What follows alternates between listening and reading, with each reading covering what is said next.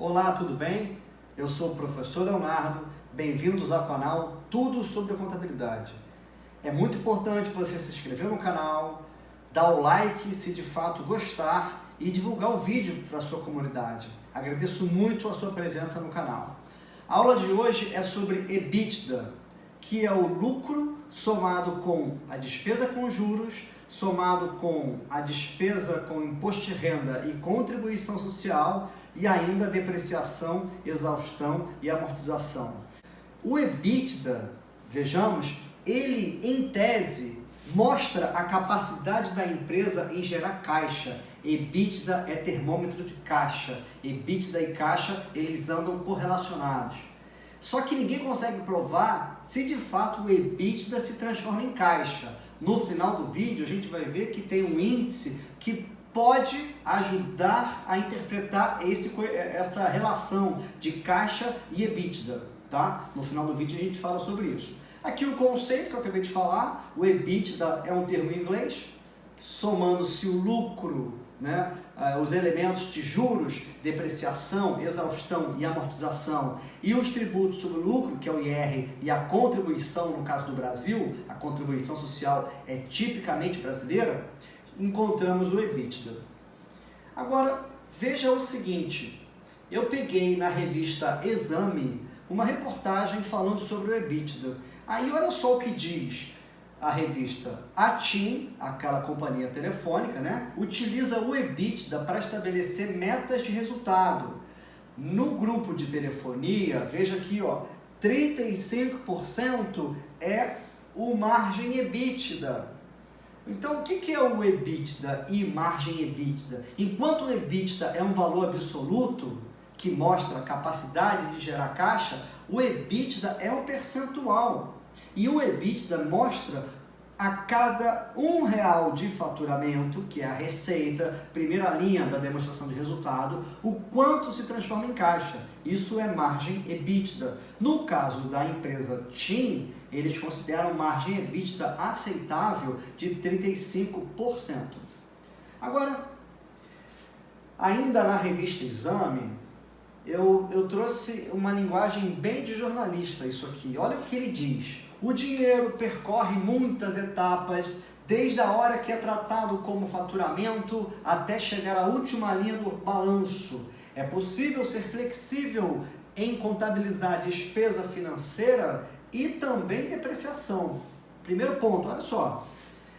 A empresa divulga o lucro. O lucro é apurado com base nos critérios contábeis, regime de competência, e tem que entender um pouco sobre os elementos que a empresa opera e que de fato vai para o lucro. Equivalência patrimonial, derivativos, a depender do negócio da empresa, tem alguns elementos que vão para o lucro, né? Então, o lucro nem sempre é somente da empresa, mas é das operações, não é somente da operação principal, mas é de outras operações. Então, o repórter fala o seguinte: é possível ser flexível ao contabilizar despesa financeira e depreciação, tá certo? Parcialmente certo. A despesa com depreciação é manipulável sim. As empresas, quando compram bens depreciáveis, elas vão considerar tempo de vida útil do bem e vão considerar valor residual. E à medida que a empresa A compra um bem e define esses critérios com base nos conceitos dela, né, de utilização do ativo, e a empresa B compra o mesmo ativo e define outros critérios, o fato é que é um único bem usado por duas empresas concorrentes, mas cada uma utilizou um critério. Claro que pode, isso traz como consequência a manipulação da depreciação, gerenciamento de resultados, accruals, alisamento de resultados. Então, é possível ser flexível na depreciação e isso impactar no lucro que é divulgado? Sim. Daí, o porquê de somar a depreciação para entender o EBITDA. Eu pego o lucro e somo a depreciação. Mas por quê? Porque se a empresa tiver gerenciamento de depreciação para afetar o lucro do período, manipular, isso é anulado com o EBITDA, ok? Agora, ele fala sobre Despesa financeira. Não há flexibilização em contabilizar a despesa financeira. Quando o conceito do EBITDA pede para somar a despesa financeira, pegar o lucro e somar a despesa financeira, é justamente para que países como o Brasil, que tem alta taxa de juros, se comparado com os Estados Unidos, que tem uma taxa de juros baixíssima, à medida que eu quero comparar uma empresa brasileira com uma norte-americana e eu somo os juros, eu estou expurgando o efeito daquela economia, que é estritamente local. E, finalmente, eu somo ainda, o imposto de renda e a contribuição social. Mas por quê? Porque cada país tem suas regras complexas, se a gente pensar em Brasil. Então, à medida que eu somo esse imposto de renda e contribuição social, eu estou anulando os efeitos tributários locais. E aí, qual é a ideia do EBITDA se comparado com o lucro? O lucro, quando comparado entre empresas, não é um bom indicador. O EBITDA é melhor. Por quê? Porque quando eu olho o EBITDA de várias empresas, eu anulo os efeitos que possam ter na economia e no alisamento de resultados que a empresa pode tentar fazer. Então, olha só. Segundo Musa, o EBITDA não é afetado por variáveis específicas de cada país, como taxas de juro, regras de depreciação e principalmente as complexas diferenças entre leis tributárias. Então, qual é a importância do EBITDA? Ele anula esses efeitos, tá? Vejamos um exemplo. Olha só, não sei se dá para ver muito bem daí, mas eu vou falar para vocês. É uma empresa que tem uma DRE, e é claro que a DRE começa com receita de vendas, e a última linha, nesse caso, é lucro líquido. A receita dela é 250 mil e o lucro líquido é 14.784. O que é o EBITDA? Eu pego o lucro, que é a última linha da DRE, e somo aqueles três elementos, que são os juros. Então aqui tem despesa financeira. Somo a depreciação e a amortização, que aqui também está destacado, depreciação e amortização. E somo ainda os tributos sobre lucro, IR contribuição, que está aqui. Então, o meu EBITDA é o lucro somado com esses três itens, que está aqui nesse cantinho, tá? Que eu vou editar e mostrar para vocês. O lucro líquido é 14.784, a despesa financeira é 36 mil, o imposto de renda e a contribuição é 7.616, gerei um EBIT de 58.400, EBIT é lucro operacional. Somado depreciação, amortização e exaustão de 12.500, encontrei o EBITDA de 70.900. Então, primeiro ponto, EBIT é lucro operacional. Muita gente utiliza isso aqui para investir. Eu faço opções por empresas que têm EBIT, lucro operacional, recorrente e crescente. E tem o EBITDA, que é a capacidade de gerar caixa, que é o nosso foco. EBITDA, capacidade de gerar caixa. Nesse contexto de EBIT, EBITDA, tem o margem EBITDA, que a gente já falou, que é o percentual. O margem EBITDA, como a gente viu no início, 35% é o margem EBITDA da TIM. Mas como se calcula esse negócio de margem EBITDA?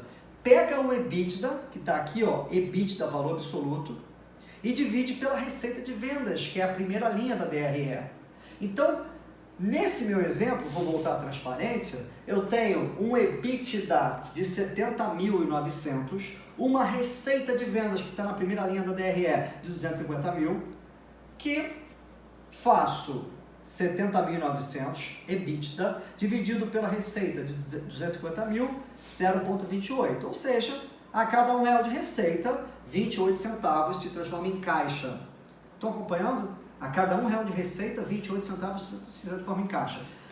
Isso é provável? Não, não é provável. Isso é um indicador utilizado como capacidade da receita se transformar em caixa. Prova concreta não temos. No final, a gente vai ter uma prova para verificar se o EBITDA se transforma em caixa. Dá para fazer. Ok? Olha só, eu peguei aqui o balanço da Samarco, aquela empresa que causou um acidente ambiental em Minas Gerais, o balanço dela antes do episódio do acidente. Olha só, essa empresa tem uma receita, que é a primeira linha da DRE, de 7 bilhões 601 milhões. Receita, 7,6 bilhões. Lucro líquido, 2 bilhões 806. Então, de uma receita de 7,6, tem como lucro líquido 2,8.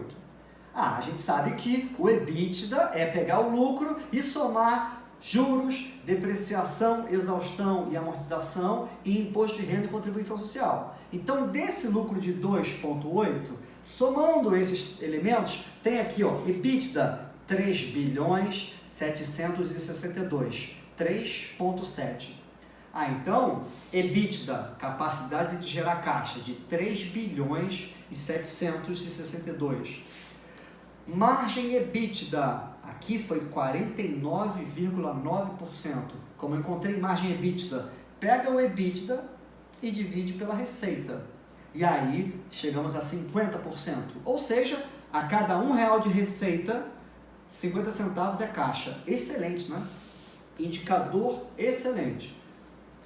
Agora, quando a gente começa a aprofundar no estudo do EBITDA, a gente fala de EBIT, EBITDA, margem EBITDA, e tem um conceito que é capacidade de honrar dívidas. Só que ele se chama dívida líquida sobre EBITDA. Primeiro ponto, o que é dívida líquida? Dívida líquida. Agora, para entender a dívida, eu só posso pegar empréstimos e financiamentos de curto e longo prazo. Então, no balanço, lá no passivo, tem empréstimos de curto e de longo. Agora, dívida, nesse caso, não entra fornecedor, não entra contas a pagar, não entra salários, não entra impostos. A dívida aqui é de empréstimo e de financiamento de curto e longo prazo. Somei esse valor, deu X. Abato caixa, banco e aplicação para resgate imediato, ok? E encontro a dívida líquida. Dívida líquida é um conceito que eu pego no balanço e faço contas adaptáveis para encontrar a dívida líquida. Pegando a dívida líquida, divido pelo EBITDA e encontro dívida líquida sobre EBITDA. Interpretação mostra capacidade da empresa pagar dívidas, capacidade de honrar suas obrigações. Sinal de alerta: se esse índice for maior que 3, é perigoso. Eu quero que esse índice fique baixo, porque isso mostra a capacidade de honrar pagamentos. Eu peguei a Natura 2017, a empresa Natura de cosméticos, peguei o balanço dela 2017. Olha o que diz na nota explicativa da Natura. A maioria dos contratos de empréstimos e financiamentos firmados e mantidos pela empresa não possuem cláusulas restritivas. Mas a Natura, quando pega dinheiro junto ao BNDES, estabelece cláusulas restritivas. E a Natura, quando pega dinheiro com o BNDES, se compromete a ter uma margem EBITDA de 15% no mínimo. Margem EBITDA, que da TIM é 35%, que do meu exemplo ali foi 28%. A Natura tem que ter uma margem EBITDA maior que 15%. E ela se compromete também a ter uma dívida líquida sobre EBITDA igual ou menor que 3,6%. Então veja que os indicadores de EBITDA, margem EBITDA, dívida líquida sobre EBITDA, eles são usuais para a relação da empresa junto ao banco para pegar dinheiro emprestado. O termômetro para capacidade de pagamento, honrar dívida, capacidade de gerar caixa é EBITDA. Agora, vejamos então no balanço da Natura, ela tem total da dívida líquida. Lembra que dívida líquida é empréstimo e financiamento de curto e longo prazo, abatido o total de caixa, banco e aplicação financeira imediata. Dívida líquida, 5 bilhões 246. Gente, olha só. Dívida líquida, 5 bilhões 246. 5,2. A dívida é 5,2 O EBITDA da empresa é 1 bilhão 742, é 1,7. Então o que eu tenho? Dívida líquida 5,24 e EBITDA 1,74, ok? Aí o que eu tenho? Dívida líquida dividido por EBITDA 3,01. Então o que significa isso? Capacidade de pagar dívidas. Ou seja, a minha dívida líquida é 3 vezes maior do que o meu EBITDA. 3,01 está no patamar de aceitável. Agora, eu fiz uma hipótese. E se, what if? E se a dívida líquida não fosse 5,246? Se não fosse 5 bilhões 246, vou aumentar, vou botar uma dívida de 15 bilhões. Caramba, se a dívida não é 5, mas passa para 15, poxa, piora, né? Piora, porque nessa minha hipótese eu aumentei a dívida e mantive o EBITDA. Então eu tenho aqui, se a dívida fosse 15 e o EBITDA mantivesse em 1,7, esse índice seria 8,61. Caramba, olha o que a gente viu aqui anteriormente. Maior que 3 é perigoso. Quando a gente fala de EBITDA, também se estuda índice de cobertura. Índice de cobertura mostra quantas vezes o lucro operacional da empresa, que é o EBIT, é capaz de cobrir a despesa com juros. Então eu quero um lucro operacional muito acima dos juros. Então olha só, indicador acima de 5 é excelente. Alerta, se for abaixo de 2 é ruim, muito perigoso. Quando se pensa em comprar ações de empresas, esses indicadores devem ser olhados. Tudo bem que quando você olha um balanço publicado, são dados passados, mas te remete a uma análise. Ainda que seja dados passados, te remete a uma análise. Agora, esse índice de cobertura mostra quantas vezes o lucro operacional é maior do que os juros. Eu espero que ele seja acima de 5, porque aí está num patamar muito bom. Olha só, eu peguei a Ambev 2017. Olha só, a Ambev tem um EBIT, não é EBITDA, EBIT, lucro operacional, de 177 milhões. E dividir pela despesa com juros, que é 9.707. Ou seja, o meu lucro é 177 e o meu juros é 9. O meu lucro operacional é muito maior do que os juros. Mas qual é a proporção? 18 vezes maior. Então, a capacidade dessa empresa pagar é boa, mas aqui está mostrando que o lucro operacional é 18 vezes acima dos juros. Ótimo. Mostra que a empresa tem um passivo oneroso muito baixo. Falando ainda sobre EBITDA, eu peguei lá em 2012, é antiguinho, mas só para mostrar para vocês, em 2012 eu peguei o lucro de algumas empresas e o EBITDA dessas empresas. Lucro e EBITDA. Olha a Petrobras lá em 2012, lucro 10 bilhões, EBITDA 22 bilhões. Aí eu tenho aqui, a Natura, lucro 421 milhões, EBITDA 652 milhões. Gente, quando a gente estuda EBITDA, a gente sabe que EBITDA é capacidade de gerar caixa. Quanto maior o EBITDA, maior capacidade de gerar caixa. Só que tem que ter um ponto de atenção. Eu não quero uma discrepância entre lucro e EBITDA. O que eu espero de lucro e EBITDA é que eles fiquem próximos, porque isso mostra gerenciamento da empresa, qualidade da gestão da empresa, o lucro próximo do EBITDA. Então, em tese, a gente fica pensando que eu quero um EBITDA muito alto, quanto maior o EBITDA, melhor, mas, vírgula, cuidado. E aí, para entender o que eu estou dizendo, eu fiz isso aqui, distância entre lucro e EBITDA. Olha a Petrobras, lucro é 10, EBITDA é 22, uma distância grande. Quando eu pego o maior valor, que é o EBITDA, 22, e divido pelo lucro, que é 10, vai dar 2,23. Menos 1, representando 100%, fica 1,23. Ou seja, vezes 100, 123%. A distância entre lucro e EBITDA é 123%. o EBITDA é 123% acima do lucro, está muito distante. Quando eu pego a Natura, eu tenho lucro de 421 e EBITDA de 652. Então quando eu pego o maior valor, que é o EBITDA, 652, divido pelo lucro, que é 421, eu encontrei 1,54. Tiro 1, representando 100%, sobra 0,54. Multiplico por 100, chego a 54%. Então a distância entre EBITDA e lucro é de 54%.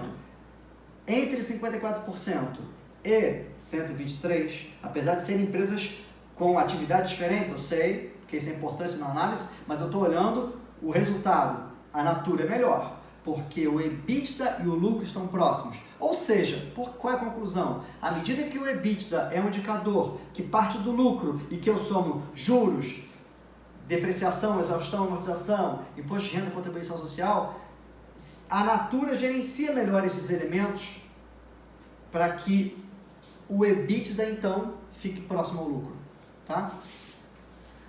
Olha só que interessante isso aqui, para finalizar, que eu falei desde o início desse vídeo. O EBITDA é a capacidade de gerar caixa, perfeito. Mas será que o EBITDA está no caixa? Como eu consigo ver isso? Esse indicador aqui é excelente. Gente, as empresas divulgam demonstração dos fluxos de caixa. A DFC, a gente sabe, tem 3 grupos: investimento, financiamento e operacional. 3 grupos.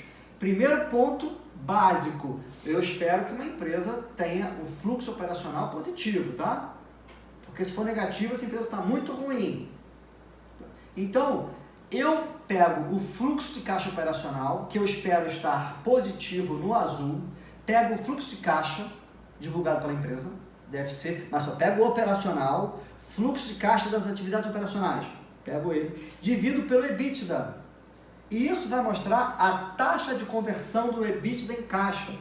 Porque não adianta gerar um EBITDA de 10 bilhões, 100 bilhões e o caixa operacional ter 10 bilhões. Então, para comparar se o EBITDA foi de fato para o caixa, é esse indicador. Então, o que eu tenho aqui para mostrar como exemplo? Peguei também a Ambev 2017. O fluxo de caixa operacional dela é 172 milhões. E o EBITDA é 196 milhões. Então, olha só, o meu EBITDA é maior do que o fluxo de caixa. Quando eu pego o fluxo de caixa operacional e divido pelo EBITDA, eu encontro 0,87. Isso aqui é um índice, ou seja, 87% do meu EBITDA se transformou em caixa operacional. Tá ótimo, porque próximo de 1 é o meu termômetro. O problema é quando eu tenho uma taxa de conversão de 0,2, de 0,3, mostrando que nem todo aquele EBITDA se transformou em caixa. Ok? Então, esse índice aqui é muito, muito importante.